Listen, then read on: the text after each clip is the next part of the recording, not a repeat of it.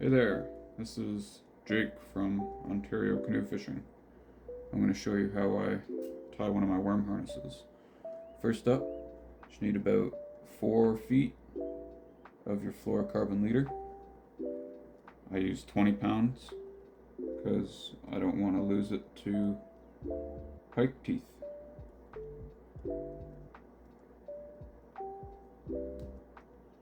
So for the snell knot, I give myself about a foot at a tag end, and you're going to create a loop.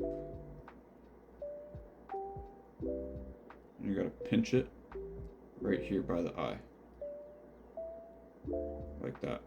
So now you're left with this.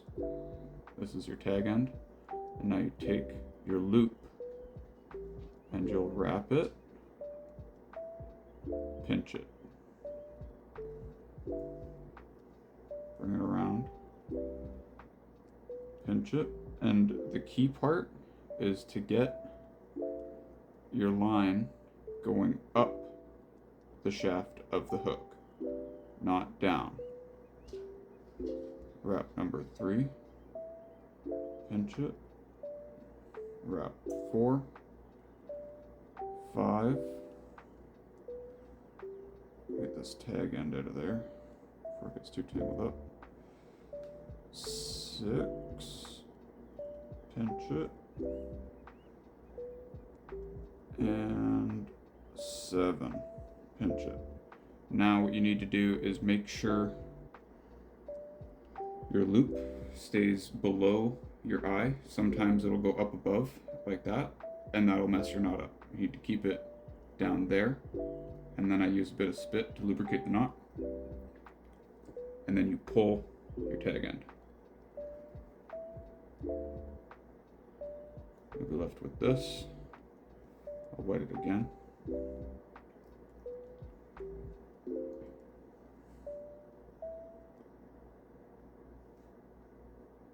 And then pull tight.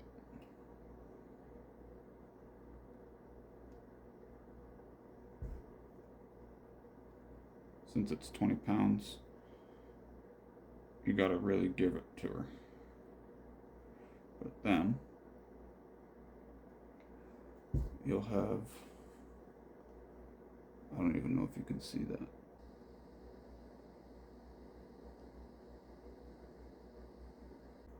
Now, you have about 11 inches or so of tag end left. So you'll do the same thing.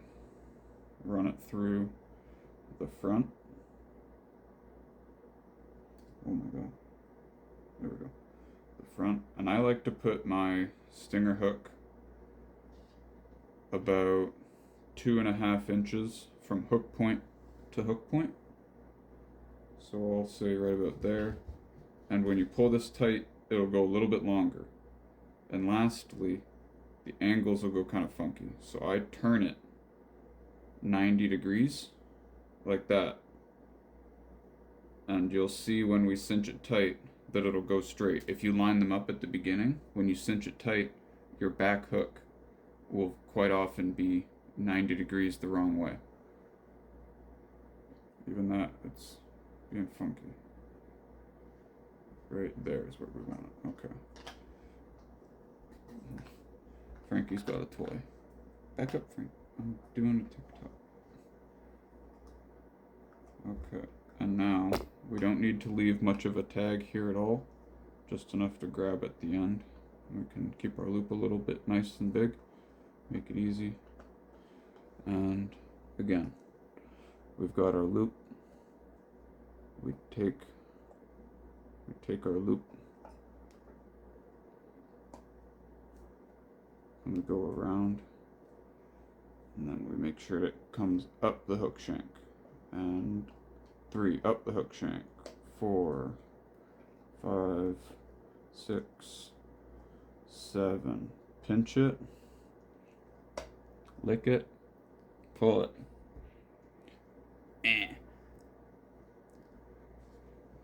There. And you see, I put it 90 degrees this way, and it still managed to come out a little bit crooked, But you can fix that by just giving the line a bit of a twist. And now it's quite in line with each other.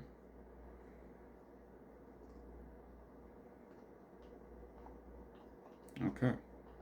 Next step, trim that tag end. I don't trim it too short because there's going to be a worm on there anyway. It's not like it's got to be completely gone. And if something pulls, maybe it'll tighten that knot instead of pulling the knot undone. Okay, now this is the blade we're using. It's a size 3.5 hex Colorado blade. I powder painted this myself. Sheesh, that is horribly not focused. You'll have to believe me that it looks sick. Oh shoot, I need to... a clevis. That's what I was missing. I just grabbed one? Okay. Now, I've been catching lots of perch and sunfish this year. So the colors I'm gonna go with are these. This green, chartreuse, and red translucent beads give off a little bit of flash. I don't know how much flash or color matters when you're 30 feet down on a cold morning, but you know, looks cool up here. That's what matters to me mostly, right? So there's 2 red beads. Shut that. 2 chartreuse beads.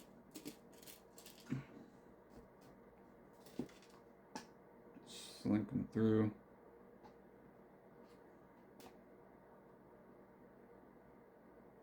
Second chartreuse bead. Close that. And I'm going to do 3 green beads because I need 7 beads total for this size of blade.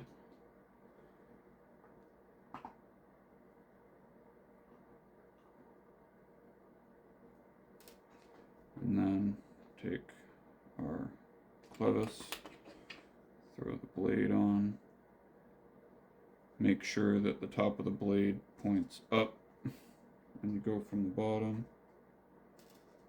and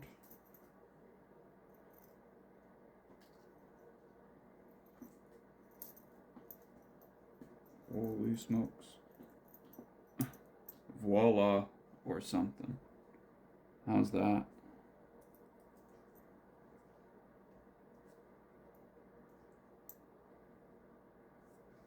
Let's give her a spin. Check this out.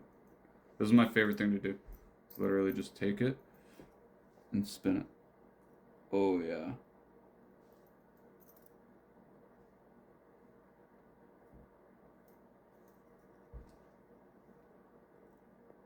Tell me that's not getting bit.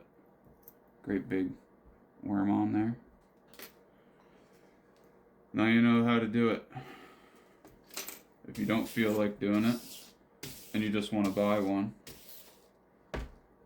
there's lots.